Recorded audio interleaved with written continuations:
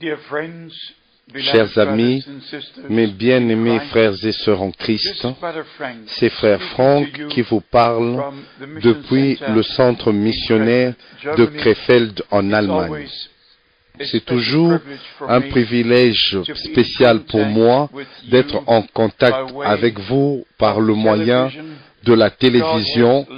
Dieu a conduit les choses de telle manière que nous pouvons servir la terre entière en partageant la parole précieuse, pas seulement les enseignements, mais aussi la partie prophétique. Et nous avons eu des réponses merveilleuses de plusieurs pays, et maintenant nous avons la possibilité d'être dans votre ville, dans votre maison, en partageant avec vous la parole précieuse de Dieu. Comme vous le savez déjà, Dieu a un plan du salut, et nous voudrions parler sur ce plan et aussi sur la seconde venue de Christ, l'accomplissement des prophéties bibliques. Nous appelons ce ministère apostolique et prophétique.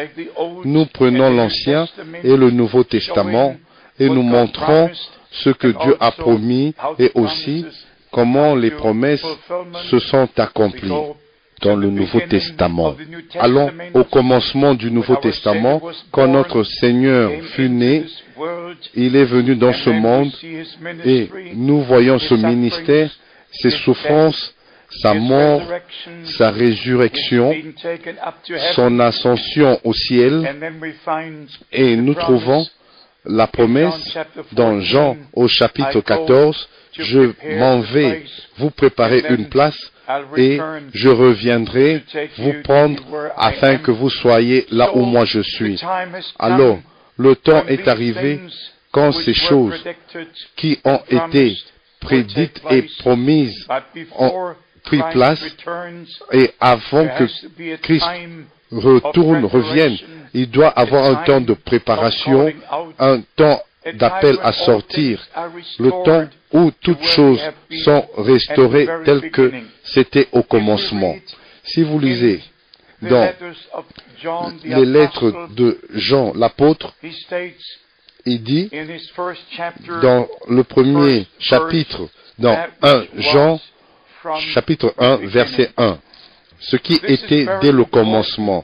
Ça, c'est très important de retourner au commencement. Genèse, chapitre 1, verset 1, au commencement, Dieu créa les cieux et la terre. Dans Jean, chapitre 1, au commencement était la parole, et la parole était avec Dieu, et ainsi de suite.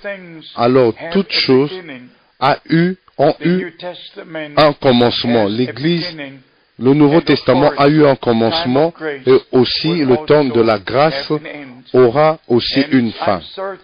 Et je suis certain, conformément à ce que l'Écriture nous enseigne, que nous sommes très proches du retour de Christ. Nous ne sommes pas seulement au temps de la fin, mais à la fin du temps de la fin. Conformément à Matthieu chapitre 24, verset 14, l'évangile du royaume doit être prêché à toutes les nations. Mais c'est aussi très important de savoir des Écritures qui est Christ. Nous devons savoir connaître le plan du salut. Et ça, c'est exactement du point de vue des Écritures. Pas ce que quelqu'un dit ou interprète, mais plutôt retournons au commencement pour voir comment Dieu a commencé les choses et comment ça continue et comment cela va aller à son achèvement quand il va revenir pour prendre l'Église épouse à la gloire, dans la gloire. Dans 1 Jean, chapitre 1, comme nous l'avons déjà dit, il fait allusion à ce qui était dès le commencement. Et bien sûr, au verset 6, 1 Jean, chapitre 1, verset 6, si nous disons que nous sommes en communion avec lui et que nous marchions dans les ténèbres, nous mentons et nous ne pratiquons pas la vérité. C'est si important d'avoir une relation personnelle avec Christ, de le connaître comme notre sauveur personnel, d'avoir eu l'expérience d'être né de nouveau et être rempli du Saint-Esprit. Et un pas en avant, comme l'Écriture dit en s'adressant aux Romains chapitre 8, verset 14. Ceux qui sont conduits par l'Esprit de Dieu sont fils de Dieu. Et notre Seigneur a fait la promesse. Et il a dit, quand l'Esprit de la vérité viendra, il vous conduira dans toute la vérité. Jean 16, verset 13. Aujourd'hui, nous voulons savoir, connaître beaucoup de choses du prophète Daniel, particulièrement du livre de l'Apocalypse. Nous devons connaître, savoir qui est l'Antichrist. Et nous devons savoir où se trouve la tromperie. Et nous devons connaître qui sont les faux prophètes et qui sont les faux Christ. Et même au singulier, qui est le faux prophète. Nous devons savoir, connaître toutes ces choses. Et c'est comme ça que nous aurons la bonne compréhension et connaître, savoir comment veiller et faire attention pour ne pas glisser dans des choses qui vont nous séparer de Dieu. Et depuis le commencement, quand Dieu a créé toutes choses, et puis il a séparé premièrement la lumière des ténèbres, le vrai du faux, la vie de la mort. Et cela doit être de cette manière. Et maintenant, Dieu est en train de séparer sa parole originale de toutes les interprétations. Parce que toutes les interprétations passeront, car ce sont des interprétations faites de main d'homme, mais la parole de Dieu demeure éternellement. Par exemple, dans le prophète Daniel, nous trouvons au chapitre 2, il est parlé les 4 empires qui vont apparaître sur la terre. Et le dernier, bien sûr, c'est l'Empire romain. Et puis, au chapitre 3, nous lisons au sujet de l'image qui fut élevée et tous devaient s'y prosterner et devaient adorer cette image. Et ceux qui ont prié le Dieu du ciel, comme Daniel et Shadrach, Meshach et Abednego, ils ont été accusés, pas servant leur Dieu ou se prosterner devant l'image, mais ils ont adoré le seul vrai Dieu et la persécution fut venue. Et nous lisons dans Apocalypse chapitre 13 au sujet de l'image de la bête. Alors nous devons connaître, savoir qui est la bête, qu'est-ce que l'image, qu'est-ce que le nom, le nombre de son nom, et ainsi de suite. Ça, c'est pas seulement des choses qui sont écrites, mais nous devons avoir la compréhension divine, pas des interprétations. Mais je dois insister que l'Écriture explique l'Écriture. Vous n'allez pas d'un endroit à un autre et faire une interprétation. Vous devez aller d'une Écriture à une autre pour montrer plus de lumière, et chaque parole s'explique elle-même. Chaque question biblique doit avoir une réponse biblique. Alors, si vous lisez ces choses dans le prophète Daniel, vous devez aller dans le livre de l'Apocalypse. Si nous lisons les choses dans les évangiles, nous devons aller dans le livre des Actes. Nous devons continuer jusque dans le Nouveau Testament. Tout le Nouveau Testament, c'est comme ça que nous allons de l'Ancien, du Nouveau, des évangiles, jusqu'au livre de l'Apocalypse, et toutes les questions bibliques auront une réponse des Saintes Écritures elles-mêmes. Dans Daniel au chapitre 7, nous avons ici encore l'information au sujet des 4 empires mondiaux. Ici, il nous est dit au verset 19, ensuite, Daniel 7, verset 19, ensuite, je désirais savoir la vérité sur le 4e animal qui était différent de tous les autres, extrêmement terrible, qui avait des dents de fer et des ongles d'airain, qui mangeait, brisait et foulait aux pieds ce qui restait.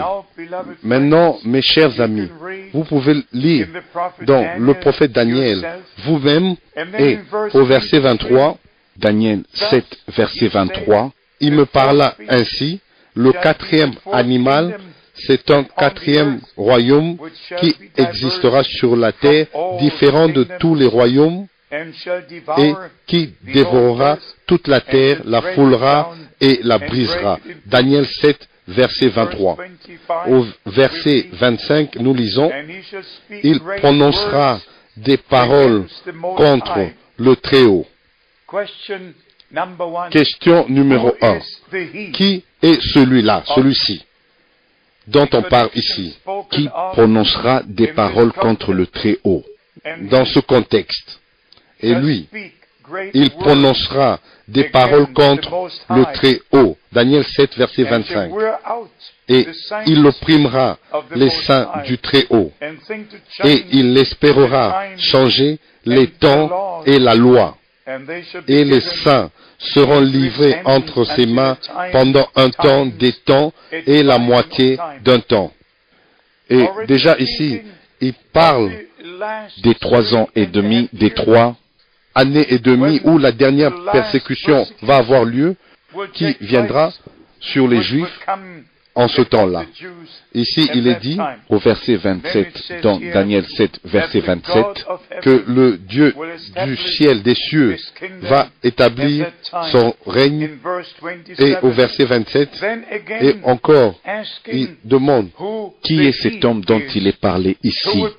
Qui va faire toutes ces choses? La personne principale au temps de la fin. La personne principale qui représente la religion, les politiques, la personne dont toute la terre, vers qui toute la terre regarde, il est bien estimé. Qui est cette personne?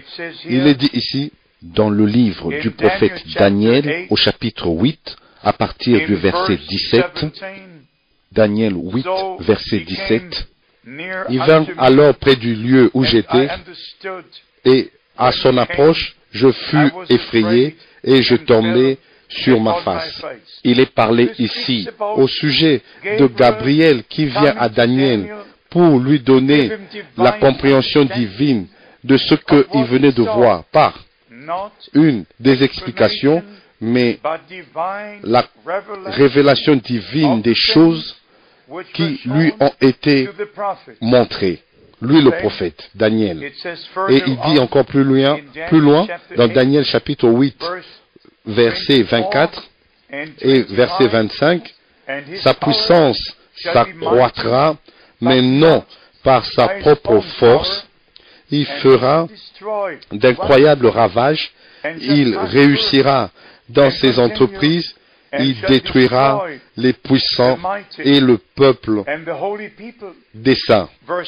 Au verset 25, à cause de sa prospérité, de sa paix, alors cet homme qui est connu comme l'Antichrist, comme le faux prophète, comme l'homme du péché, comme le fils de la perdition, l'homme qui aura la plus grande estime sur la terre, l'homme à qui le christianisme, vers qui le christianisme, les musulmans, les arabes, les athées, les juifs, et tous regardent vers lui.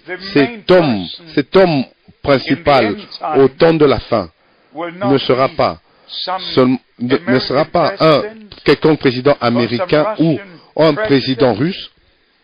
Ici, nous avons affaire avec la montée de l'Empire romain, qui est le dernier des 4 empires, qui sont les 3 empires qui sont déjà passés.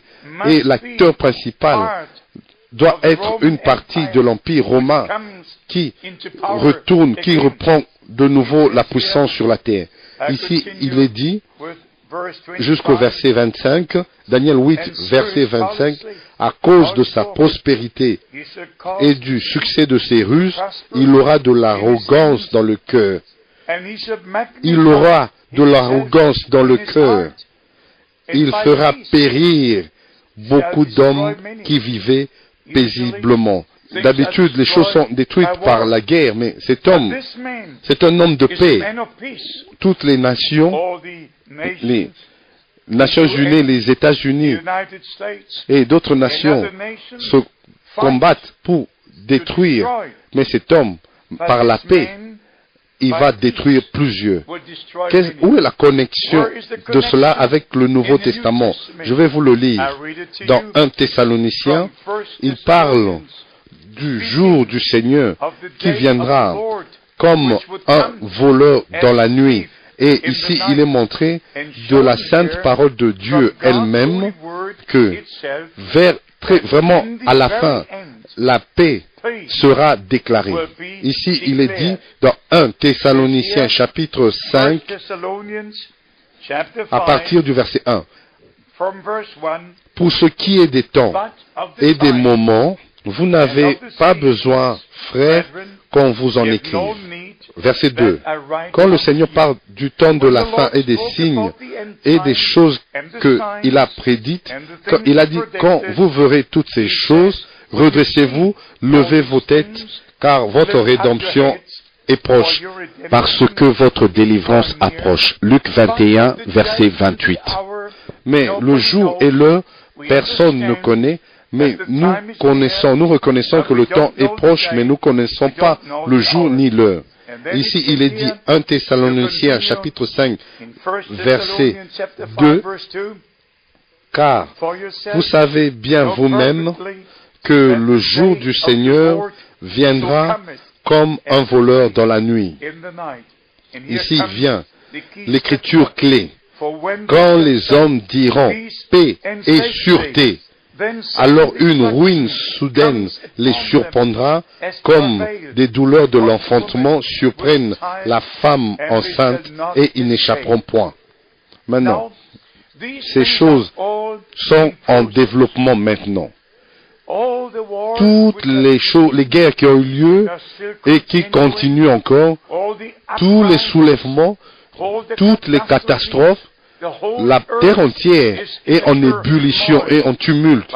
Mais au même moment, nous voyons aussi le temps de l'union. Toute l'Europe est unie. Nous avons les Nations Unies. C'est le temps de l'union. Le temps où les signes de la parole de Dieu sont maintenant en train de prendre place et les choses prennent leur cours dans le temps de la fin. Maintenant, nous voyons l'Europe qui a été élargie. Ce n'est pas seulement assez d'avoir les alliés de l'Ouest. 10 pays de l'ex-bloc de l'Est rejoignent maintenant et doivent être une partie de l'Alliance dès le 1er mai de l'année 2004. Et d'autres pays aussi vont se joindre. C'est l'effort pour atteindre la paix, pour atteindre la sûreté, la sécurité, pour faire un monde sûr dans lequel on peut vivre. La guerre contre le terrorisme, tout est en mouvement. Mais mes bien-aimés, laissez-moi vous dire ceci, la vérité, même la paix que les hommes sont en train de chercher, qui va être atteinte, ne va pas durer, parce que dès là, une destruction soudaine viendra, comme les Écritures l'ont prédit. 1 Thessaloniciens 5, verset 3. Qu'est-ce que nous essayons de dire aujourd'hui? Les prophéties bibliques sont en train de s'accomplir. Dieu est en train de faire l'histoire maintenant. Et ceci est la paix à sortir du peuple de Dieu de toute confusion. Et c'est ainsi que dans le christianisme, nous avons deux places où la parole est sortie. L'une des places, c'est dans Jérusalem. Tous les prophètes, notre Seigneur et les apôtres étaient à Jérusalem. Et la parole de Dieu dit dans Ésaïe 2, au verset 5 vers la fin, et aussi dans Michée, au chapitre 4, que la parole de Dieu sortira de Jérusalem et la loi sortira de Sion. Mais après l'établissement de l'Empire romain, nous savons tous que le quatrième royaume, conformément aux prophéties bibliques, et ce royaume a commencé 30 ans avant Christ. L'apôtre Paul était né comme un citoyen romain. Acte 22, verset 28.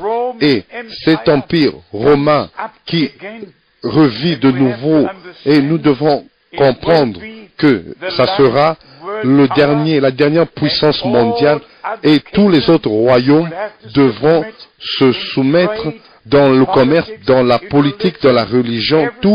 Tout devra se soumettre à cette puissance mondiale, unique mondiale. Et nous parlons déjà du gouvernement mondial, de la communauté mondiale, et cela est déjà en train de prendre forme maintenant. Mais nous devons dire, et dans toute sincérité, que la vraie parole de Dieu qui est sortie de Jérusalem, où l'Église du Nouveau Testament a été appelée à l'existence depuis le jour de la Pentecôte, et nous avons aussi l'autre origine qui est Rome. Rome. Et je dois le dire, à Rome, il n'y a même pas un seul enseignement, on trouve un seul enseignement qui est biblique. Toutes les doctrines ont été modifiées, changées. Pas un seul enseignement dans l'Église de Rome est demeuré comme c'était à Jérusalem. Chaque enseignement biblique a été modifié sur la divinité, sur le baptême, sur la nouvelle naissance, sur le salut. Tous les enseignements ont été modifiés, changés, transformés. Ce n'est plus l'original, l'évangile original de Christ qui était prêché au commencement. Et c'est comme ça que nous devons mettre l'accent que le peuple de Dieu doit maintenant être appelé à sortir de tout ce qui n'est pas en accord avec la parole de Dieu. L'Église du Nouveau Testament doit être sanctifiée dans la vérité, et Jésus-Christ, notre Seigneur, a dit dans Jean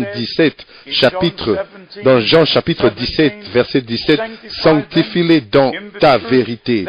Ta parole est la vérité. » C'est pour cela que nous devons sortir de tous les enseignements traditionnels, dans tous les enseignements qu'on a hérités, et retourner à la parole de Dieu et reconnaître seulement la parole être valide pour toujours. Et c'est seulement si la parole de Dieu vient dans votre cœur et devenir une révélation divine pour vous. Cela sera une révélation divine pour vous. Alors, vous allez voir la lumière, vous allez voir la différence, et vous n'allez plus interpréter les prophéties bibliques, mais vous aurez la révélation divine sur la parole de Dieu. Et vous allez voir ce que les prophètes ont vu, et vous allez comprendre comme les apôtres ont compris. Et vous allez aussi reconnaître le jour et le message. Mais bien aimés, chers amis, chaque fois que Dieu fait quelque chose sur la terre, il envoie un messager. Il y avait un Noé, un Moïse, un Élie, un Jean-Baptiste, un Pierre, un Paul. Dieu a toujours utilisé des hommes. Et dans notre génération, Dieu a utilisé Frère Branham, un homme de Dieu, d'une manière très spéciale pour annoncer la seconde venue de Christ et aussi pour nous ramener aux enseignements originaux de la parole de Dieu que nous appelons le message de l'heure. La parole promise pour ce jour. Et c'est le temps de l'appel à sortir. Le Seigneur maintenant parle à son peuple, revenez à moi et croyez ma parole telle qu'elle est écrite, et elle vous sera révélée. C'est vraiment un grand plaisir de vous avoir parlé aujourd'hui dans le nom du Seigneur, espérant que vous allez recevoir sa parole et la révélation divine vous sera accordée. C'était Frère Franck qui vous parle depuis le centre missionnaire de Krefeld en Allemagne. Que Dieu vous bénisse richement et qu'il soit avec vous dans le saint nom de Jésus-Christ. Amen.